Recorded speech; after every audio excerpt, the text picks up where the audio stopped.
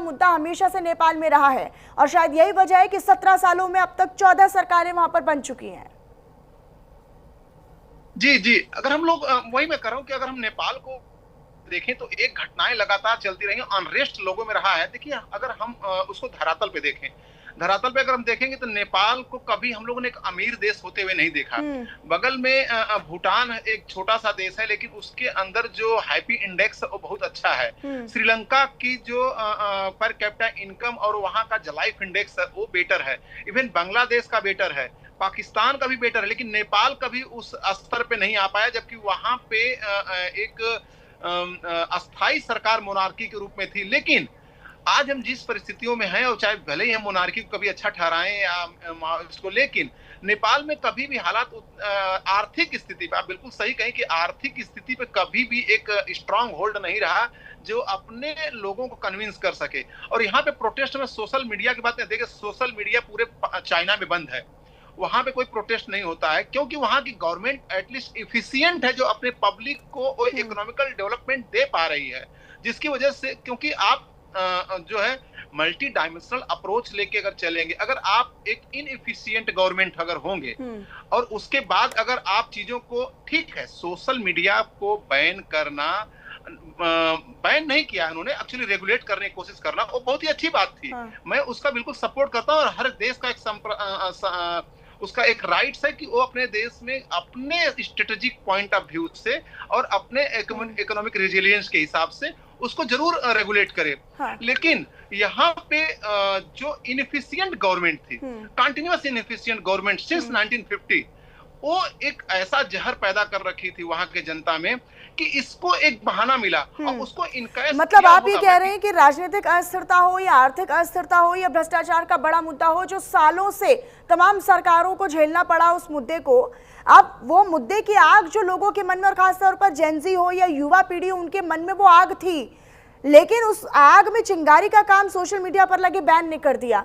ठीक है गुप्ता जी, मैं लौटूंगी आपके पास, आप रहिएगा हमारे साथ। अरविंद सिंह तेजावत जी हमारे साथ जुड़ चुके हैं, विदेश मामलों के जानकार। अरविंद जी, बहुत स्वागत है आपका भी न्यूज इंडिया पर। और ये जो नेपाल की स्थितियां हैं, परिस्थितियां हैं, इन पर क्या कहिएगा? आने वाले समय में कब तक ये कंट्रोल होने की उम्मीद है? फिलहाल भारत की एजेंसियों को, जांच एजेंसियों को ये भी देखना पड़ेगा, उस पर भी नजर बनानी होगी कि वहां पर एंटी इंडिया माहौल ना बने।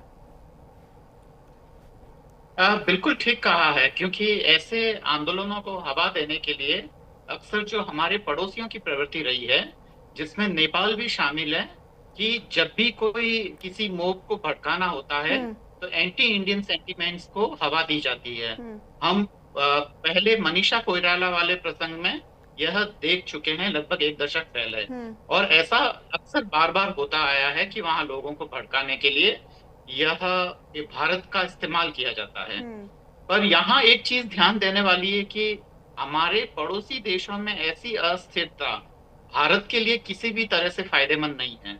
इससे पहले हम श्रीलंका और बांग्लादेश के मसले पर देख चुके हैं, तो श्रीलंका को हमें पैसा देकर वहां पे स्थिरता लानी पड़ी, और बांग्लादेश में हम राजनीतिक रूप से उसको चीन को सौंप कर हमें नुकसान उठाना पड़ा।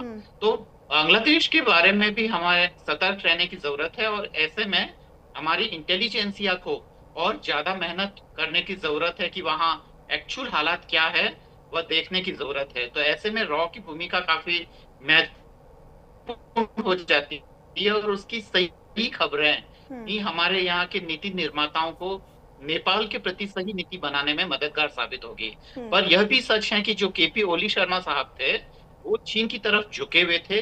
लिपुलेख वाले मामले में हम जानते ही हैं, और खासकर नेपाल का जो दक्षिणी हिस्सा है, जहाँ पे मधेशी आंदोलन काफी मजबूत है, भारत के लोगों की उनके प्रति सहानुभूति है।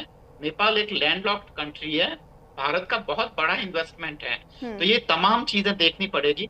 पर मुझे लगता है कि यहाँ डिप्लोमेटिक अवेकनिंग या डिप्लोमेटिक एक्टिवनेस की बहुत ज्यादा जरूरत है, जो मुझे लगता है कि मनीषा जी भारत सरकार को मतलब देखना यहाँ चाहिए पर इस अगर समय। भारत इमोशनल एक्टिवनेस दिखाए तो वो उतना कारगर नहीं होगा, लेकिन साथ ही साथ इमोशनल के साथ साथ डिप्लोमेटिक एक्टिवनेस भारत को दिखानी होगी।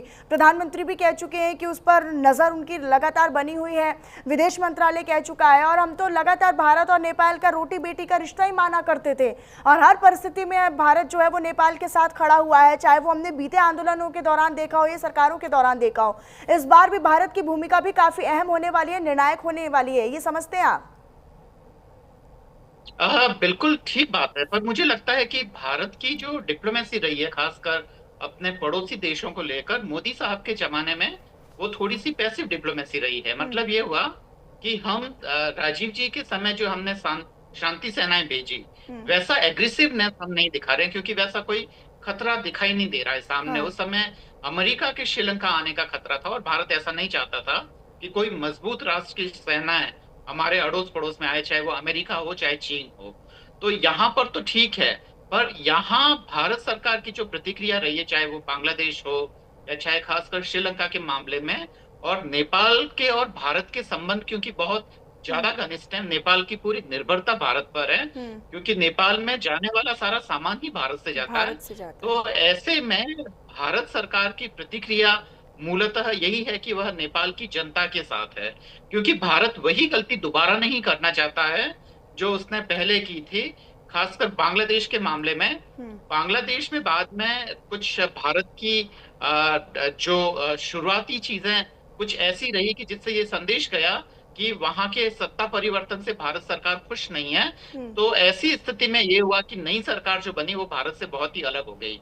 मुझे लगता है कि नेपाल के मामले में भारत सरकार वही गलती दोबारा नहीं करेगी, और भारत सरकार ये लेकिन सर, कोशिश शेख करेगी कि हसीना चीजें के सेटिंग अप हो जाने जाए। के बाद या तख्ता पलट के बाद तो बांग्लादेश में हमने देखा कि कैसे हिंदुओं पर अत्याचार हो रहे हैं, अल्पसंख्यकों पर लगातार अत्याचार हो रहे हैं, और इसीलिए शायद भारत का स्टैंड जो है वो वहाँ पर उतना क्लियर नहीं हो पा रहा है। ठीक है, डीके गुप्ता जी का मैं रुक कर लेती हूँ। डीके गुप्ता जी, अब चाहे कोई भी सरकार बनाए तख्ता पलट के बाद, अंतरिम सरकार की अब एक बड़ी चुनौती रहने वाली है कि वो इस मुद्दे को कैसे खत्म करें, क्योंकि ये तो हिंसा भड़क उठी है। तो मुझे लगता है कि ये चाहे कोई भी सरकार बने, जब तक ये लोगों की या वहाँ के लोगों को या वहाँ के आवाम को संतुष्ट नहीं कर देते नेपाल की, तब तक ये हिंसा फिर रह रहकर अब उठेगी।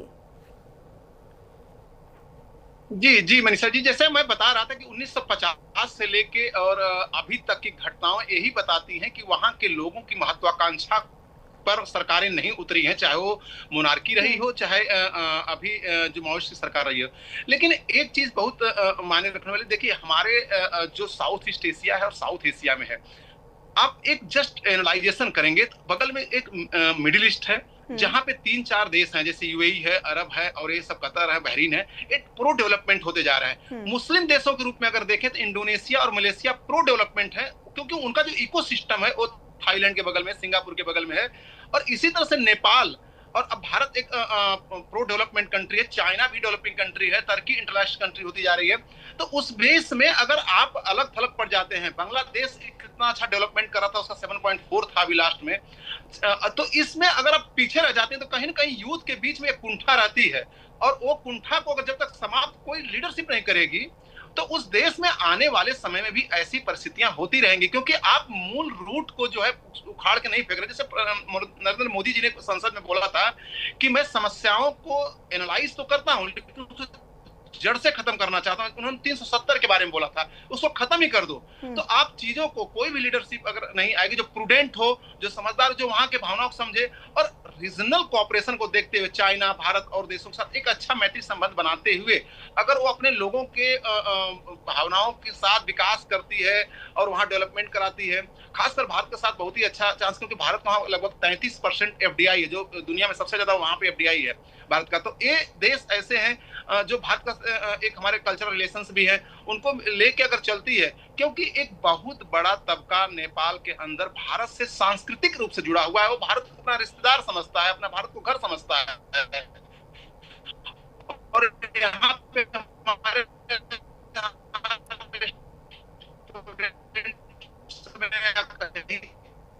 जो नेपाली लोग करते हैं, हम लोग कभी फील नहीं करते हैं, उनको तो अपने गले लगाते हैं और अपना भाई जैसा समझते हैं, और हमको गर्व भी होता है कि ये हमारे भाई हैं। तो अगर यहाँ पे लीडरशिप आ जाती है तो नेपाल नो डाउट एक प्रो डेमोक्रेटिक होगा और प्रो जो है डेवलपमेंट होगा और प्रो रीजनल एक सेंसिटिविटी में अपने आप को विकास करने वाली जो है कंट्री होगी। वहां पे स्वाभाविक है कि इसके पास आगे बढ़ने के बहुत सारे चांसेस, बहुत सारे इसके पास हैं रिसोर्सेज, हाइड्रो के पता ही है। लेकिन इधर कुछ सालों से और खासकर ओली सर के रेजिम में तो ये सब चीजें अगर धीरे धीरे कोई भाप के एनालाइज करके गवर्नमेंट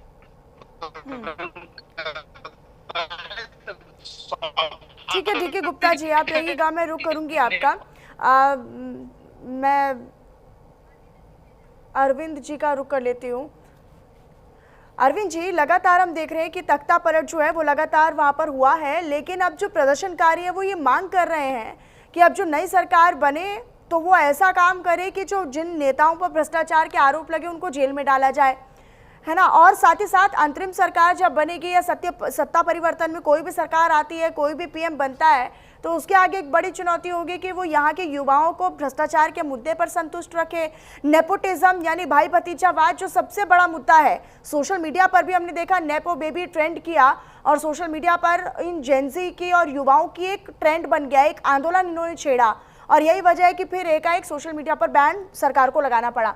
आपको लगता है कि ये तमाम चुनौतियां रहने वाली हैं आने वाली सरकार के लिए भी? देखिए मनीषा जी, चीजों को कुछ ठीक से समझना होगा। हाँ। कि ये आंदोलन क्यों होते हैं। यूरोप का उदाहरण लें तो जहां की जनता बहुत तेजी से जिस जनसंख्या में वृद्धि होती है और जब उनकी आकांक्षाओं को पूरा करने की ताकत जब वहां की सरकारों में नहीं होती है तो दरअसल इस तरीके के आंदोलन होते हैं जो असंतोष के आंदोलन है। यूरोप के संदर्भ में देखें तो रेनेसां के बाद में जब वहां पे आबादी बढ़ती है तो उपनिवेश बनाने के लिए वहां के जो कुछ हिम्मत वाले लोग हैं वो पूरी दुनिया में फैलते हैं। अभी वही हालत दक्षिण एशिया की है, क्योंकि दक्षिण एशिया में जनसंख्या का बहुत ही जबरदस्त तरीके से विस्फोट हो रहा है, लोगों को रोजगार नहीं मिल रहा है और जब ये युवा आबादी जब बूढ़ी हो जाएगी तब वह देश के किसी काम की नहीं रहेगी, क्योंकि वह अपने क्षमताओं का ठीक से इस्तेमाल नहीं करेगी। और इन सरकारों के पास ऐसा कोई प्लानिंग नहीं है कि जिसके आधार पर इस युवा और इस ऊर्जाशील जो जनता है, जो आबादी है, उसको कोई रोजगार दे सके और देश का विकास कर सके। तो यहाँ पर एक चीज जो ध्यान देने वाली है मनीषा जी, वो ये है कि मोब के पास कोई विजन नहीं होता है। जैसे कि श्रीलंका में हुआ, वहां पे सत्ता परिवर्तन के बाद में ठीक वो कि वो लोग वापस बैकडोर से आ गए और सत्ता में कोई बहुत बड़ा आमूलचूल या सिस्टमेटिक परिवर्तन जैसा कि यूरोप में हुआ था, जैसे कि वहां पार्लियामेंट्री सिस्टम स्टैब्लिश होना है, डेमोक्रेसी आना है या राजतंत्र को पूरी तरीके से खत्म कर देना था, वैसा कोई बड़ा परिवर्तन ना तो श्रीलंका में देखने को मिला न बांग्लादेश में देखने को मिला। बांग्लादेश में भी जो अवसरवादी लोग थे, जो अपने आप को बहुत ही प्रगतिशील कहते थे, वह आ गए और फिर अपने स्वार्थों की पूर्ति में वो लग गए। मुझे लगता है कि नेपाल के संदर्भ में भी शायद वही कहानी दोहराई जाए, क्योंकि बहुत बड़ा संस्थागत ढांचे में परिवर्तन जब तक नहीं होता है तब तक इन देशों की अर्थव्यवस्था का विकास नहीं होगा। और एक सशक्त पड़ोसी भारत के हित में है, अगर वहां विकास होगा तो भारत के लिए भी वह इंस्पिरेशन होगा। और ये केवल बांग्लादेश, नेपाल, श्रीलंका की ही बात नहीं है, पाकिस्तान में कब विस्फोट हो जाए उसकी कोई गारंटी नहीं है। भारत में भी अक्सर छोटे मोटे आंदोलन होते रहे हैं, जिसमें किसान आंदोलन है या कि हरियाणा का आरक्षण आंदोलन है। भारत का स्टैंड क्या होना चाहिए सर, आपके परिदृश्य से, आपके आकलन के हिसाब से भारत का स्टैंड फिलहाल क्या होना चाहिए नेपाल के लिए? फिलहाल भारत को दरअसल वहां की जनता के साथ रहना चाहिए और वहां पे संस्थागत परिवर्तन में अगर भारत कोई भूमिका निभा सकता है तो वह करनी चाहिए। पर अगर यह सब संभव नहीं है, अगर वहां के लोगों को ये पसंद नहीं है, तो भारत को यह संदेश नहीं देना चाहिए कि भारत वहां पे अनावश्यक हस्तक्षेप करना चाहता है। पर एक चीज का बहुत ख्याल रखना होगा कि उस वैक्यूम को भरने के लिए चीन को कोई स्पेस नहीं मिलना चाहिए, जैसा कि बांग्लादेश के संदर्भ में हमसे छोटी मोटी स्ट्रेटेजिक भूल हुई है या कि शायद भारत कुछ कर नहीं सकता था। तो भारत को अभी वहां पे इन संस्थाओं को बनाने में मदद करनी चाहिए और वहां की अभी ब्यूरोक्रेसी काफी डरी हुई होगी, क्योंकि वह ये स्टैंड नहीं ले पा रही होगी कि क्या करना है, कौन सी सत्ता आएगी। और ये जो अराजकता का माहौल है उसे ठीक करना चाहिए और जो भी सत्ता में आता है भारत को उसे ये आश्वस्त करना चाहिए कि हर हाल में डीके गुप्ता भारत जी का रुख नेपाल कर के लेते हैं। साथ डीके में गुप्ता जी, क्या आप भी इस बात से संतुष्ट हैं, सहमत हैं? अरविंद जी कह रहे हैं कि चीन को वो वैक्यूम भरने का मौका नहीं मिलना चाहिए। भारत जो है वो अपना बिना वजह का इंटरफेरेंस ना रखे, ये भी नहीं दर्शाना, लेकिन साथ ही साथ चीन को भी मौका ना मिले, इसका भी ख्याल रखना होगा।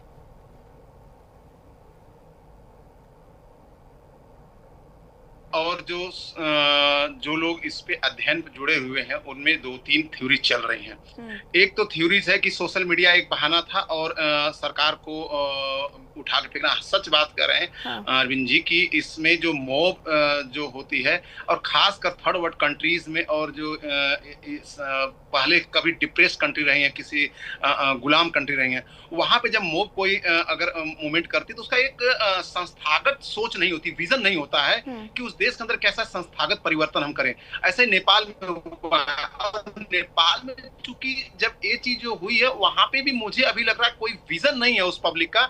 बस ये था कि इस गवर्नमेंट को हटाना। अब उस गवर्नमेंट को क्यों हटाना था? या तो उसमें चाइना का हाथ रहा होगा या यूएस का हाथ रहा होगा, कुछ थ्योरी कहेंगे भारत का हाथ रहा होगा, लेकिन ये सब पेपर्स पे नहीं है, ये सब हवाओं में है। तो वहां पे अगर जो परिवर्तन हुआ है अभी और उसमें भारत को एक रचनात्मक भूमिका में रहना चाहिए। वहां पे एक बिग ब्रदर जैसा वहां पे अपने को शो करना है।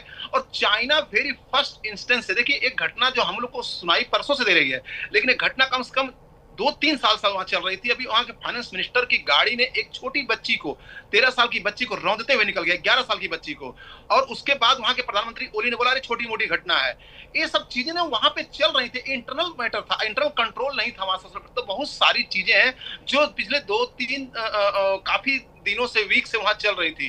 तो नेपाल चाइना वहां तब से ही एक्टिव हो चुका होगा, क्योंकि देखिए चाइना कहीं न कहीं स्ट्रेटेजिक पॉइंट ऑफ व्यू से अगर हम उसको बिल्कुल निष्पक्ष देखें तो भारत से कहीं न कहीं आगे चलता है हर मुद्दे पर। वो नेपाल को पहले से रीड करना शुरू कर दिया होगा। तो भारत की डिप्लोमेसी, भारत की इंटेलिजेंसिया जितनी भी हैं, वो एक तो उस पर नजर बनाए रखें और उसके बाद साथ साथ जो दूसरे जो स्लीपर सेल्स हैं, लाइक आईएसआई वगैरह, जो एक दूसरे देख रहे होंगे कि यहाँ पे हम कैसे करें, प्लस भारत में इसके माध्यम से कैसे हम कुछ करवाएं। तो उस सारे पे निगाह रखते हुए एक रचनात्मक ढंग से वहां के पब्लिक को विश्वास में लेना होगा कि मैं बिग ब्रदर हूं, तुम्हारे साथ खड़ा हुआ हूं और तब तक साथ खड़ा हूं जब तक कि आपको एक योग्य नेता नहीं मिल जाता है जो प्रो डेमोक्रेटिक हो, जो डेवलपमेंट का हो। इसमें भारत को मैं मेरे नजरिया से कभी भी मोनार्की का सपोर्ट नहीं करना चाहिए। हालांकि भारत के साथ बड़े अच्छे संबंध रहे हैं, लेकिन हो सकता है कि वहां सेंटिमेंट्स मोनार्की के अगेंस्ट भी हो। तो वहां पे सपोर्ट इस समय इंटरनल ओपनली नहीं करना चाहिए कि आप जो है मोनार्की को लेके आइए या जैसा भी है। बस वहां पे बात करना चाहिए कि मैं नेपाल के विकास के साथ हूं और जो अगर कुछ नुकसान हुआ है अभी जो बहुत सारे, वहां की जनता को ऑफर करना चाहिए कि जैसे श्रीलंका में उन्होंने ऑफर किया, बोला हम तुम्हारे साथ हैं और हम कुछ इन्वेस्टमेंट के लिए मैं आगे आ रहा हूं ताकि आपकी इकोनॉमी फिर से, इससे भारत का कद होगी नेपाल पे और अच्छी होगी। जो 30% एफडीआई चल रहा है वो आगे भी जा सकती है। ये भारत के लिए बहुत अच्छा होगा कि उसके लिए एक और अच्छा मार्केट मिल जाएगा जो चाइना उस पर धीरे धीरे कैप्चर कर रहा था। जी मनीषा। डीके गुप्ता जी, जब हम इनफॉर्मल एम्प्लॉयमेंट की बात करते हैं तो आप समझिए नेपाल में 82 से 83% जो युवा हैं वो इनफॉर्मल, वो जो आबादी इनफॉर्मल एम्प्लॉयमेंट पर निर्भर है। बाकी के 19.2 की जो आबादी है वो भी कहीं ना कहीं अगर हम बात करें तो बेरोजगारी का दर झेल रही है। लेकिन अर्थव्यवस्था का कम होना या उसकी नीचे दर गिरना, जीडीपी में हालांकि अगर हम बोले तो बड़ी ही तेज, बहुत ही मामूली तेजी के साथ वो बढ़ रही है, लेकिन ये जो प्रदर्शन हो रहे हैं, क्या आपको लगता है कि एक बहुत बड़ी आर्थिक चोट अब नेपाल झेलने वाला है? मनीषा जी, ये प्रश्न मुझसे है नहीं, गुप्ता साहब से। डीके गुप्ता